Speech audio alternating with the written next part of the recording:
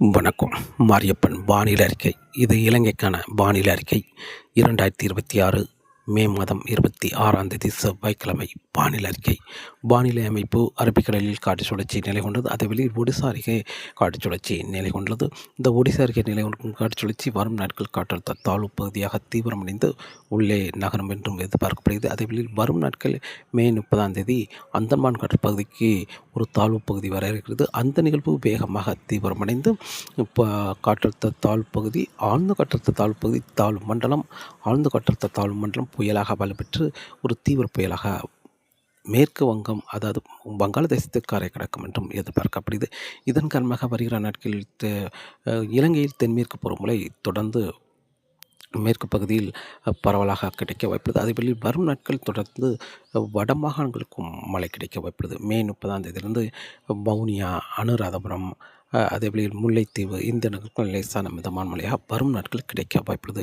இப்போதைக்கு இன்று மே மாதம் 26ஆம் தேதி பெரும்பாலும் புத்தளம், சிலாபம், கொழும்பு, நீர்கொழும்பு, கண்டி, ரத்னபுரி இந்த இடங்களில் மழை கிடைக்க வாய்ப்புள்ளது. அதே வழியில் கோட்டை, அம்மந்தோட்டை, அவுச்சவிலை, மாத்தறை, அம்மந்தோட்டை இந்த இடங்களுக்கெல்லாம் மழை கிடைக்க வாய்ப்புள்ளது. காலை நேரங்களில் கடலோர மாகாணங்கள், காலை 10 மணிக்கு பிறகு உள் மாகாணங்கள், மாலை நேரங்களில் வெப்பச்சலமழை அங்கங்கே கிழக்கு பகுதி கிடைக்கும். அம்பாறை, மட்டக்களப்பு, திரிகோணமலை, தம்புள்ளை, பதுளை சுற்று வட்டாரங்களாம் இன்று ஒரு நல்ல மழை பொழிவாக கிடைக்க வாய்ப்புள்ளது. அங்கங்கே கனமழையாக கிடைக்க வாய்ப்புள்ளது.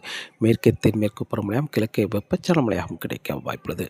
அதே வேளையில் நாளை மே மாதம் 27ஆம் தேதியும் மேற்கு மாகாணங்களுக்கு பரவலான மழை பொழிவு, கிழக்கு மாகாணங்களுக்கு வெப்பச்சலமழையாக கிடைக்க வாய்ப்புள்ளது.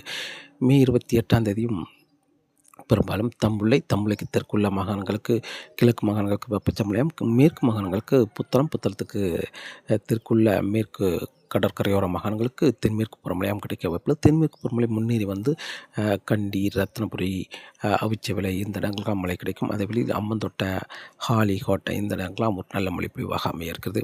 மே 30ஆம் தேதியிலிருந்து வவுனியா, அனுராதபுரம் இந்த இடங்களுக்கும் லேசான மிதமான மழையாக கிடைக்க வாய்ப்பு. திரிகோணமலை, முல்லைத்தீவு இந்த இடங்களுக்கும் லேசான மிதமான மழையாக மழை கிடைக்க வாய்ப்புள்ளது. அங்கே ஆனால் தெற்கே வர மழைப்பொழிவு அதிகரிக்கும்.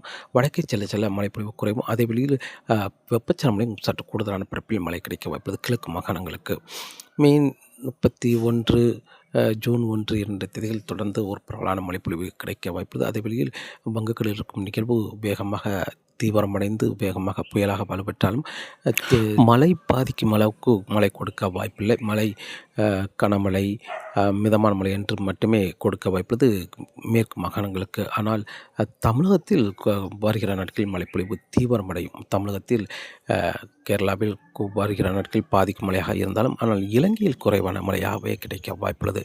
ஆனால் காற்றின் வேகம் அதிகரித்து காணப்படும் வருகிற நாட்களில் யாழ்ப்பாணம், பருத்தித்துறை, கிளிநொச்சி, முல்லைத்தீவு, புத்தளம், தலைமன்னார், வவுனியா, அனுராதபுரம், திரிகோணமலை இந்த இடங்களுக்கெல்லாம் வருகிற நாட்களில் காற்றின் வேகம் அதிகரித்து காணப்படும். தரைக்காற்று வலுவாக இருக்க வாய்ப்புள்ளது.